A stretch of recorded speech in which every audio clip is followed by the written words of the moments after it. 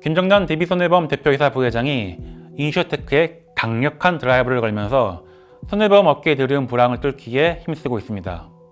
최근 보험업뿐만 아니라 금융권 전반에서 디지털이 화두인데 김정남 부회장도 이 디지털에 승부수를 걸고 있는 것입니다.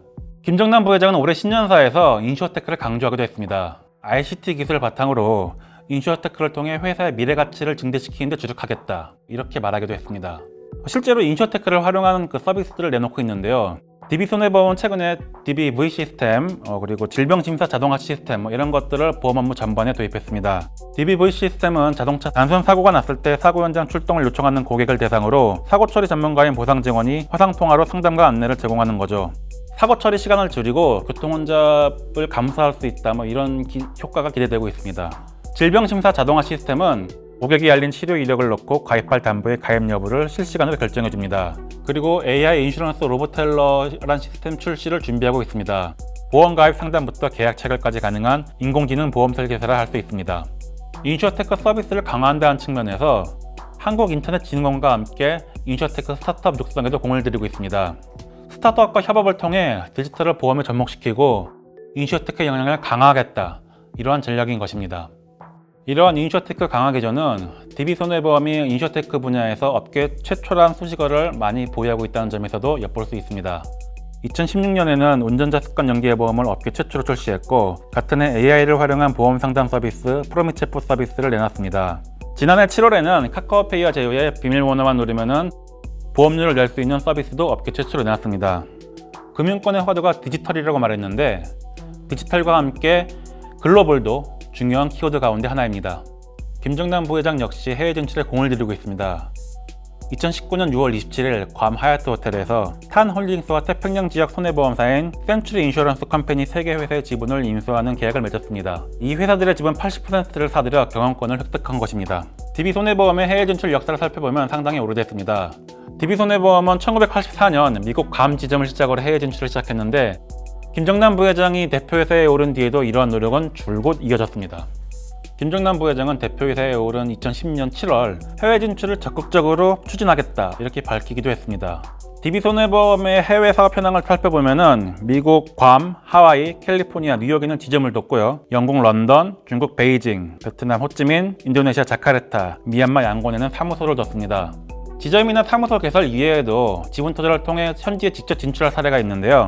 2014년에는 중국 안청 손해보험사의 지분을 투자해 중국 시장에 진출하기도 했습니다. 2015년 베트남 PTA 손해보험사를 인수하고 베트남의 현지 사업 기반을 마련했습니다. 베트남을 토대로 인도차이나 반도, 동남아시아 전반으로 사업을 확장하는 데 공을 들이고 있습니다.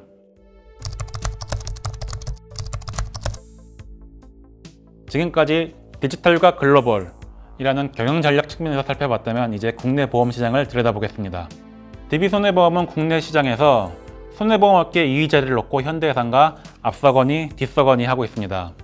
삼성화재가 규모나 수익면에서 크게 앞서 있으니 2위 자리를 놓고 다툼이 치열한 것입니다. DB손해보험과 현대해상의 상반기, 분기 보고서를 살펴보면 현대해상의 총 자산이 DB손해보험보다 더 많습니다. 보험사의 덩치를 보여준 또 다른 지표인 원수보험료를 살펴보면 현대해상의 2위 자리를 줄곧 이어오고 있습니다. 반면 순이익은 DB손해보험이 현대해상보다 높습니다. DB손해보험이 안정적으로 수익을 내며 현대해상과의 며칠 격차를 좁히고 있는 것으로 보입니다. 손해보험사의 대표 상품이라 할 수 있는 자동차 보험을 살펴보면 DB손해보험과 현대해상의 점유율차가 크지 않습니다. DB손해보험은 현대해상과의 점유율차를 좁혀오고 있는데, 현재 추세를 살펴보면 내년에는 DB손해보험이 현대해상을 앞질 가능성도 있습니다.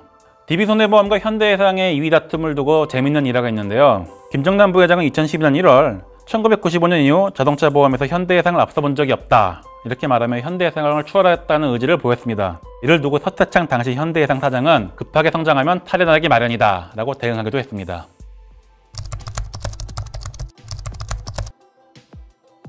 김정남 부회장은 코로나19 사태에도 불구하고 수익성을 끌어올리는 성과를 냈습니다. 하지만 보험업 악황에 따른 주가 하락은 피하지 못했습니다. DB손해보험의 주가 흐름을 살펴보면 2020년 9월 들어 45,000원 안팎에서 오르내리고 있는데요. 코로나19 이전의 주가 수준을 회복하지 못하고 있습니다. 주가 하락을 코로나19 탓으로만 돌리기도 어렵습니다. 2017년 8월 84,500원이 DB손해보험 주가의 최고치였는데, 보험업황 악화가 부각된 2019년 이후 주가가 전체적으로 내려앉았습니다. 이러한 모습은 DB손해보험뿐만 아니라 손해보험과 생명보험 업계를 통틀어 전반적으로 나타나고 있습니다. DB손해보험 주가는 수익성에 비해 저평가받는다는 말도 나옵니다. 2020년 영업이익 추정치가 7천억에서 8천억 원 가량으로 전망되는데 이와 비슷한 실적을 냈던 2017년과 2018년 사이 6만 원에서 8만 원 주가 수준에 한참 못 미친다는 것입니다.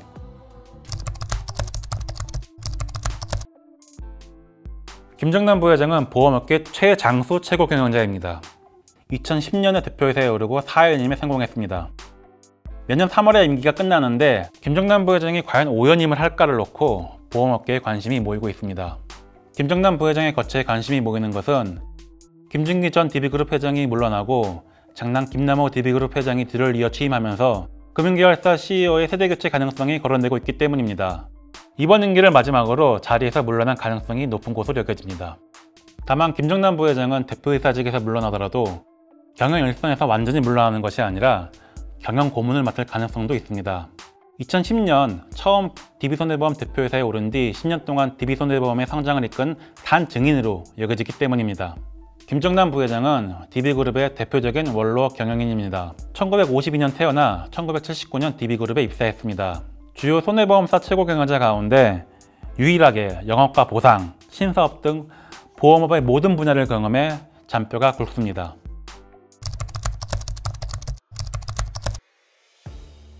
김정남 부회장은 DB그룹에서 거의 40년 동안 일했습니다. DB손해보험에서 평사원 출신 사장은 김정남 부회장이 최초이기도 합니다. 평사원으로 시작해 사장까지 오른 유일한 인물인 만큼 내부에서는 입지전적인 인물로도 여겨집니다.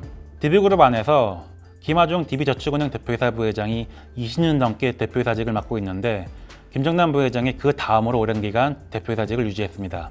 김정남 부회장은 DB그룹의 전신인 동부그룹에 입사한 뒤 어떤 일이든 남들보다 잘해 1등 한번 해보자 라고 다짐한 것으로도 알려졌습니다. 경영 스타일은 직원들에게 신뢰를 주고 일을 해낼 수 있는 시간을 주는 편입니다. 김정남 부회장은 프로농구단 원주 DB프롬의 구단주도 맡고 있는데 운영에 전혀 간섭하지 않고 단장을 맡고 있는 신혜용 DB손해보험 산무에게 모든 권한을 맡기기도 했습니다. 김정남 부회장은 DB손해보험 상무시절부터 직원들의 이름 하나하나를 기억하며 대소사를 챙겼습니다.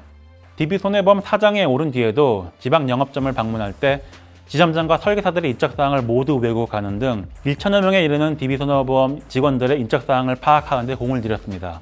김정남 부회장은 김준기 전 DB그룹 회장과 같은 강원도 동해 출신으로 부평중학교 후배이기도 합니다. 오너인 김 전 회장의 일가에 두터운 신임을 받는 것으로 알려졌습니다.